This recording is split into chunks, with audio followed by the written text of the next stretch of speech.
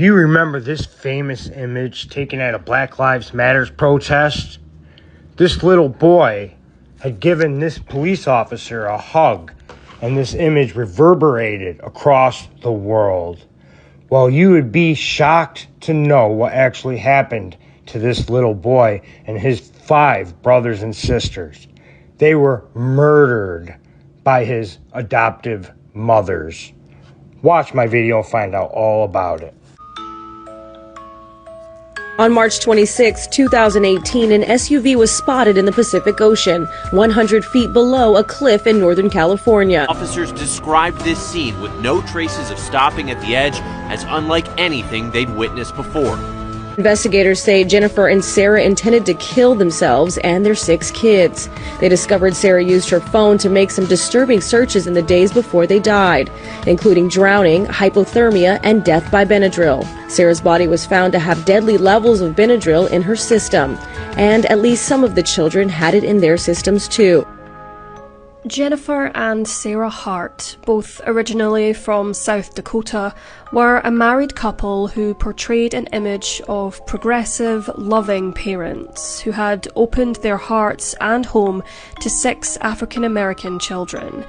These children, Marcus, 19, Hannah, 16, Devont, 15, Abigail and Jeremiah, both 14, and Sierra, 12, were all adopted from the foster care system between 2006 and 2009. The family, self-dubbed the Hart Tribe, frequently moved between US states, living in Minnesota, Oregon, and finally settling in Woodland, Washington, often appearing at social justice events. Reports of neglect, malnutrition, and physical abuse followed the family over the years as they moved from state to state. In particular, Devont Hart became a symbol of the Hart family's public persona after a 2014 photograph went viral depicting him tearfully hugging a white police officer during a Black Lives Matter protest in Portland, Oregon. The Harts used social media as a tool to portray themselves as a close-knit, happy family. They travelled often, engaged in activism, and seemed to be raising their children in an environment of love and social awareness. When questioned about these allegations, Jennifer claimed family problems were, quote, as a result of others not being tolerant of lesbian mothers raising African American children. Jennifer claimed the children often acted out due to being, quote, drug babies. It's now been a year since the Hart family plunged over the cliffside off Highway 1, hundreds of miles from their Clark County home. And today at the coroner's inquest, officers described this scene with no traces of stopping at the edge as unlike anything they'd witnessed before. I've responded to quite a few collisions on the coast area and vehicles down the cliffs, and it was very unusual to have no evidence of any kind. The testimony included several graphic details of the conditions of each recovered body, the process of recovering them. The vehicle got brought straight up and flipped onto its roof, so unfortunately it got more damaged, and then I saw one of the decedents that was in the driver's seat fall from the vehicle along with a bag. Much of the day was spent with forensic pathologist Dr. Greg Pizarro, who methodically worked through the lacerations and the broken bones. He said based on his toxicology report, the driver, Jennifer Hart, had an alcohol level above the legal limit, and also confirmed several other family members had unusually high amounts of Benadryl in their system, including a toxic level for the other parent, Sarah. It appears that it's well beyond the recommended therapeutic dose. Is that correct? That's correct. That's fair to say. The day concluded by beginning to document the multiple times the Harts had been reported to Child Protective Services, including in Clark County by their neighbors in the days before the family died. Despite appearances, friends of the Harts say they were wonderful parents and that the crash could not have been intentional. They put their heart and soul into raising a beautiful family and taking care of this planet and taking care of the animals. They are just some of the most beautiful beings, and I know they're still here with us in spirit. We were such a great, and still are, a living legacy of bringing our people together and the importance of community and the importance of racial equality and the importance of freedom. Every memory I have of them is just a big hug. They were that really bright kind of presence. It was pretty hard to miss them. Any event that I was at where they were, if I had a camera, I was, of course, attracted to that. There was something about this family, Sarah and Jennifer Hart, and those 6 adopted children that photographer Zippy Lomax was almost immediately captivated by. I was inspired by them.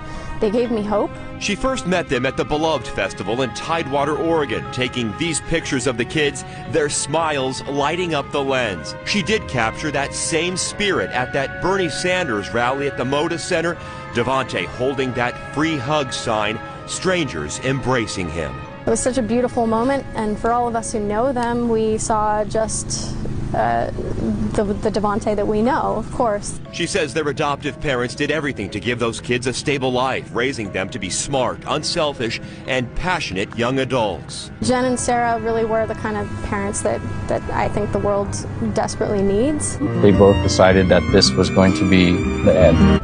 Help them rejuvenate and help teach them language and help teach them how to be here with community. He goes on to say that their parents turned their life around, giving them the outlet of music. I believe in joy. I believe in great things. This, one of many songs Max and his band produced with the Hart family. He says this message fits them perfectly. They really found the goodness in everybody. And I hope that we can all really learn a really beautiful lesson in that and carry that legacy on. I believe we all have good hearts. Bakhtiar says she still has questions, and she's not convinced that the woman she knew could be capable of intentionally driving her family off a cliff. If it was dark, if it was an accident, if there was a chance that she didn't know what was going on, if there's, you know, if there was a chance that she just didn't know what was going on, that she thought she was somewhere that she wasn't, you know, and she was just moving on forward. Bakhtiar also wants investigators to prove that the children weren't being starved or physically abused by releasing the results of the medical examinations. Bakhtiar says the friend she knew loved those children and loved her wife deeply.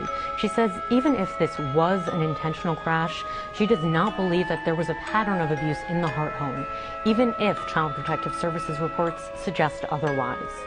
Abigail Hart, who was at the time just 6 years old, told her teacher she had owies on her back and stomach. She told the teacher, quote, "Mom hit me," according to court records.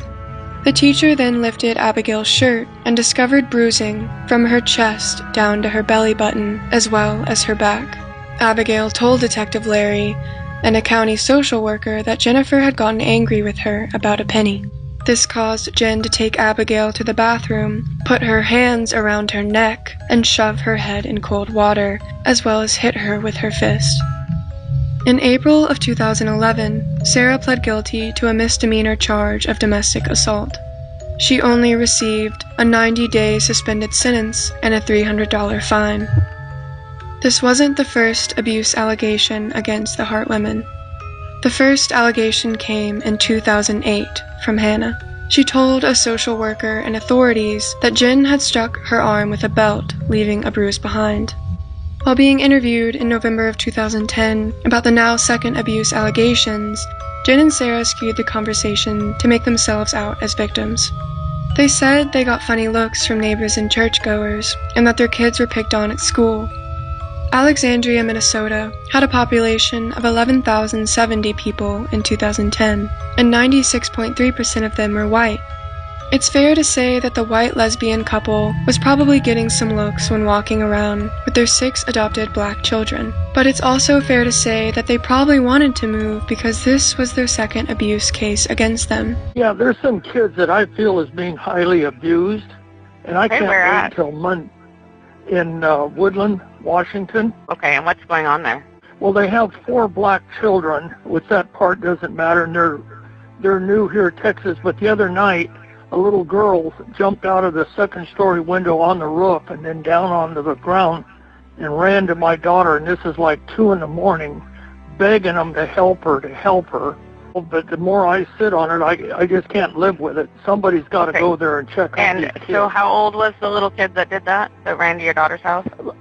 About 12 years old, 13. And when they came looking for her, she was begging my daughter not to let them know she was there. And then eventually my son-in-law let him know.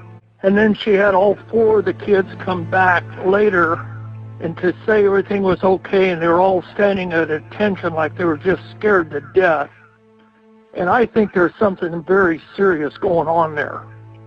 And they're here from Texas. The kids might even be kidnapped. I'm very concerned for these kids. I just can't let this go any longer. Those kids, I think, is in very serious danger.